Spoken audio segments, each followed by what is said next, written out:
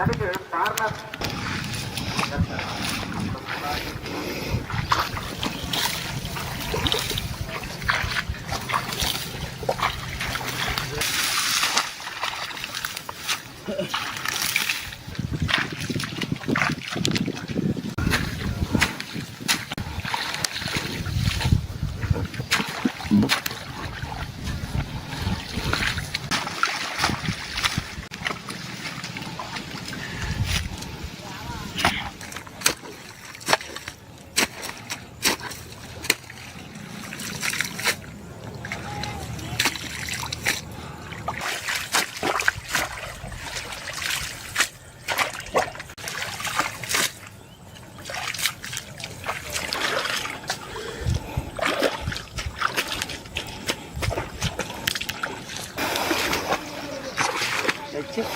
Man.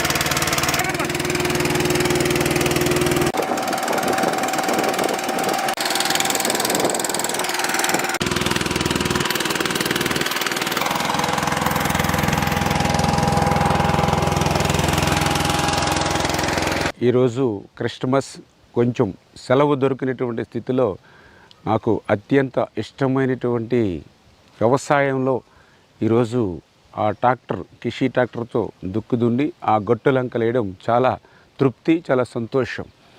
ఒక MLA, ఒక MP అయినా కనీసం తీరిక దొరికినప్పుడు, సెలవు వచ్చినప్పుడు ఆ వ్యవసాయ పనుల్లో మనం కనీసం ఒక గంట, ఒక పూట పని చేసినా కూడా ఆ రైతు కష్టం, ఆ వ్యవసాయ విలువ కూడా తెలుస్తుంది అనేటువంటిది కూడా నా భావన.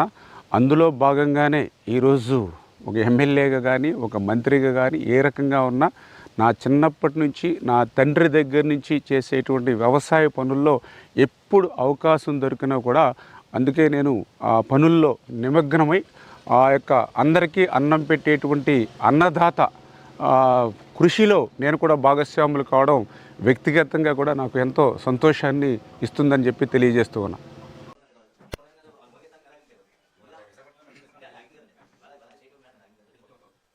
విద్యుత్ అంటే ఈరోజు ఒక నిత్యావసర వస్తువుగా మారిపోయినటువంటి పరిస్థితి. అటువంటి అత్యంత అవసరమైనటువంటి విద్యుత్ పర్టికులర్గా మన పాలకులలో కూడా ఎన్నో సమస్యలను మనం ఎదుర్కొంటూ ఉన్నాం గత 20-30 సంవత్సరాల నుంచి.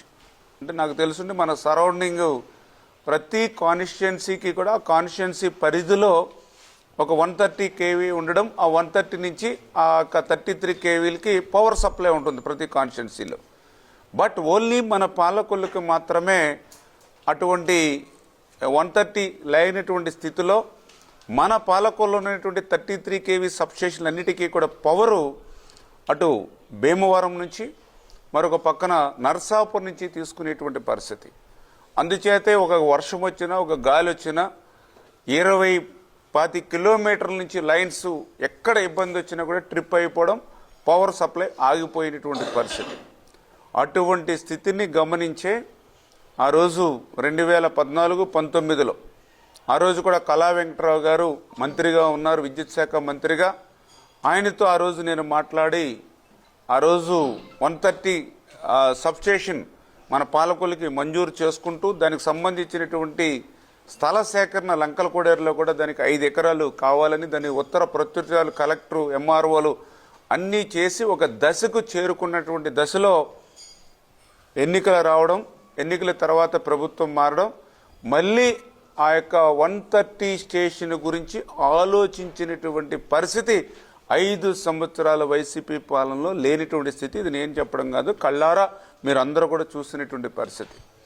మళ్ళీ ఈరోజు కూటమి ప్రభుత్వం అధికారంలోకి వచ్చింది. అధికారంలోకి వచ్చిన మొదటి సంవత్సరంలోనే ఏదైతే ఆ రోజు 19కి ముందు శాంక్షన్ అవుతూ నిలిచిపోయినటువంటి 130 ఇప్పుడు పెరిగినటువంటి అవసరాలను కూడా దృష్టిలో పెట్టుకుని రేపు ఇంకా పెరిగేటువంటి భవిష్యత్తు అవసరాలకు దృష్టిలో కూడా పెట్టుకుని 130 కాదు 220/33 kV సబ్స్టేషన్ ఈరోజు మన పాలకొల్లు నియోజకవర్గానికి మంజూరు చేసుకున్నామనే విషయాన్ని మీ ద్వారా ముందుగా అందరికి కూడా తెలియజేసుకుంటూ ఉన్నా. ఈ 220/33 kV సబ్స్టేషన్కి 160 కోట్ల రూపాయలు నిధులు కూడా మరి విడుదల చేస్తూ మరి ఇక శాంక్షన్ చేసినటువంటి పరిస్థితి.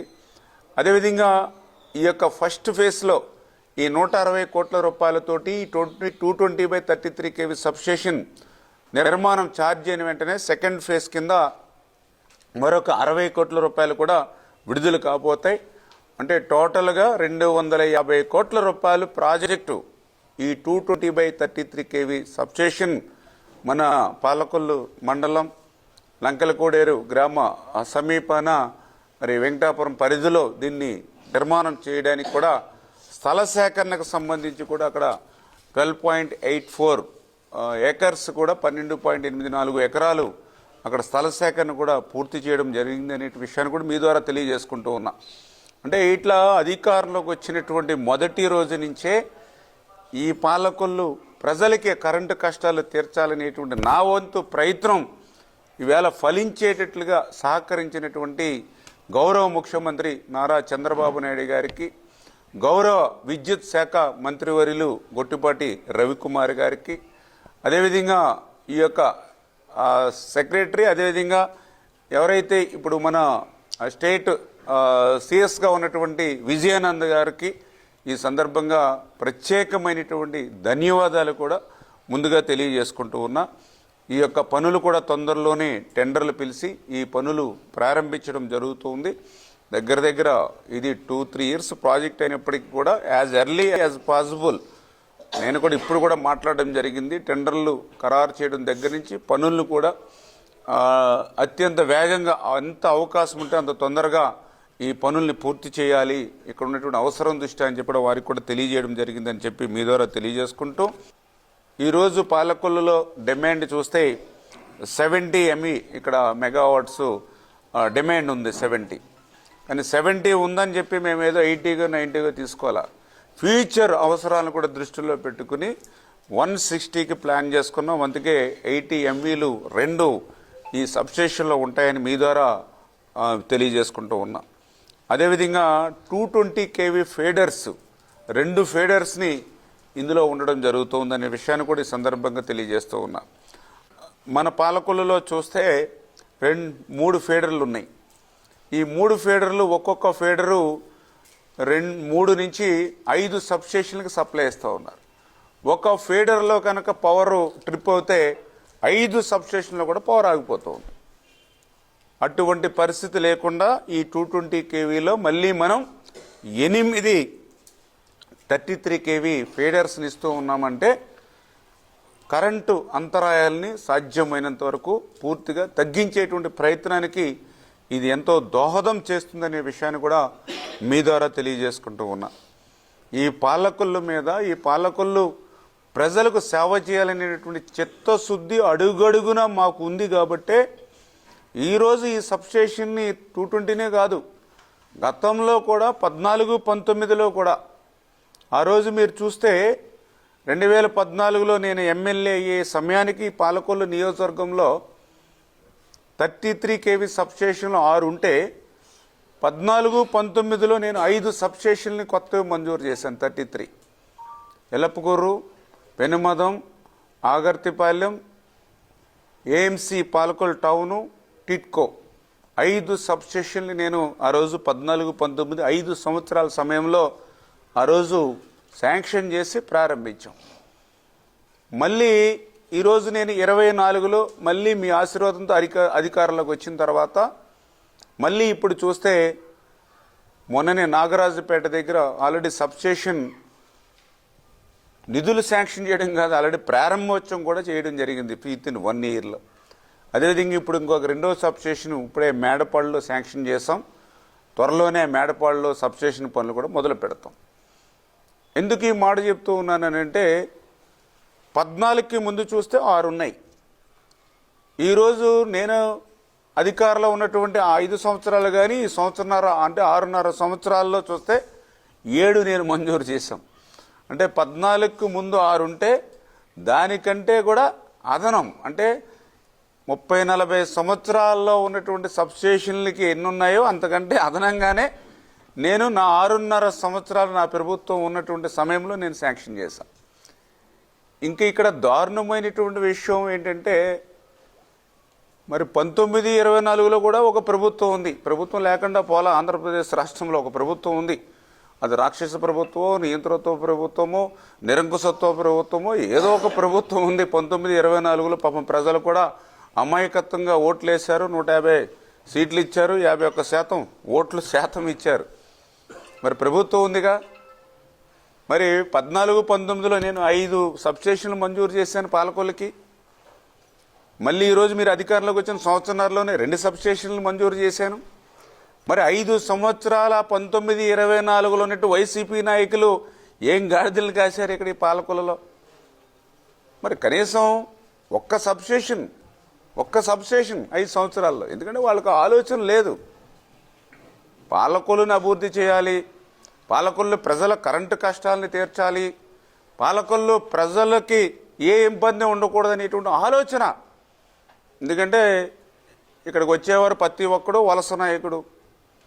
ఏమి అభిమానం ఉంటుంది? ఇప్పుడు కన్న తల్లికి కన్న ఊరికి సేవ చేయాలంటే ఆ ఊరిలో పుట్టి పెరిగితే ఆ కన్న ఊరికి సేవ చేయాలి, ఆ కన్న తల్లికి సేవ చేయాలి అనేటువంటి అభిలాష ఉంటుంది మనకి. వాళ్ళకి ఏముంటుంది పాపం?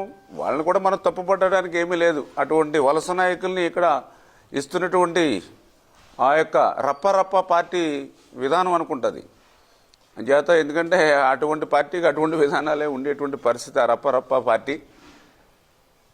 అదేవిధంగా ఈ రౌడీయిజం చేసేవాళ్ళు, గూండాయిజం చేసేవాళ్ళు, క్రికెట్ బుకీలు, కాటాలు వీళ్ళే నాయకులు. మాకు దురదృష్టం వైఎస్ఆర్సీపీకి. వైఎస్ఆర్సీపీ కూడా కాదు, రప్ప పార్టీ అన్నా ఎక్కువ పాపులర్లో ఉంది ఇప్పుడు.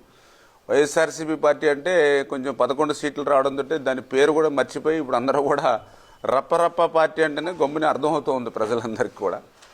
అటువంటి స్థితి. అంటే వాళ్ళ యొక్క నేచర్, పార్టీ అధినాయకుడు నేచరు అట్లానే ఉంది. రప్ప పార్టీలో పనిచేసేటువంటి క్రింది స్థాయిలో ఉన్నటువంటి నాయకులను చెప్పుకునేటువంటి వాళ్ళ తీరు కూడా అట్లానే నియోజకవర్గంలో ఉన్నటువంటి పరిస్థితి.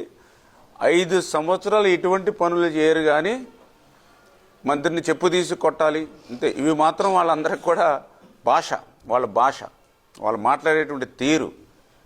కనీసం వార్డులో 45 ఓట్లు మనం చూస్తే, ఒక వార్డులో చూసా 45 ఓట్లు కూడా రాలా. అతను మొన్న ఏదో ప్రెస్లో మీటింగ్లో మాట్లాడుతూ చెప్పు తీసి కొట్టండి మంత్రిని అంటూ ఉన్నాడు. అంటే వాళ్ళ యొక్క జ్ఞానం అంతవరకు ఉంది. వాళ్ళకి కనీసం ఎందుకు ప్రజలు ఆదరించట్లేదనే దాని మీద కూడా కనీసం వాళ్ళకి అవగాహన కానీ పాఠాలు నేర్చుకునేటువంటి పరిస్థితులు కూడా లేరు వాళ్ళు. ఎందుకంటే వాళ్ళ నేచర్ అది. ఈవేళ మనం కొత్తగా వచ్చింది కాదు, వాళ్ళు బై బర్త్ వచ్చింది అది వాళ్ళకి. ఆ నేచర్, ఆ రౌడీయిజం, గూండాయిజం ఇవన్నీ కూడా ఆ తత్వం అంతా కూడా బై బర్త్ వాళ్ళందరికీ వచ్చినటువంటి పరిస్థితి వాళ్ళందరికీ కూడా. అంచేత పాలకొల్లు ప్రజలను కూడా గమనించమని నేను చెప్పేది ఏంటంటే, వాళ్ళ గురించి చెప్పట్లా, వాళ్ళని విమర్శించడానికి గురించి నేను చెప్పట్లా, ప్రజలను ఆలోచన చేయమంటూ ఉన్నా. రప్ప పార్టీలు చెప్పు తీసుకుని కొట్టండి అని 40 ఓట్లు రానిటువంటి నాయకుడు కూడా ఈరోజు, నాయకుడు కూడా కాదు 40 ఓట్లు రానిటువంటి అతనికి కూడా ఈరోజు మాట్లాడేటువంటి పరిస్థితులు ఉన్నటువంటి వ్యక్తులు ఉన్నారు. ఈరోజు వలస నాయకులు, ఇటువంటి వాళ్ళు. జాతి ఈరోజు మాలో ఒక నిజాయితీ ఉంది. తెలుగుదేశం, జనసేన, బీజేపీ ఈవేళ మాకు నాయకులు ఒక నిజాయితీ ఉంది. ప్రాంతం అభివృద్ధికి కట్టుబడి ఉన్నాం కాబట్టి ఈవేళ విద్యుత్తుకు సంబంధించి ఆ 220కి సంబంధించి ఈవేళ 160 కోట్ల రూపాయలతో నిధులు శాంక్షన్ చేశాం. జీవో మళ్ళీ రెండో విడతగా ఇంకొక 90 కోట్లు తీసుకురాబోతున్నామని అంటే మా యొక్క నిబద్ధత ఈ ప్రాంతం మీద కానీ ఈ విషయం మీద కానీ అని చెప్పి మీ ద్వారా అందరికి కూడా తెలియజేసుకుంటూ ఉన్నా.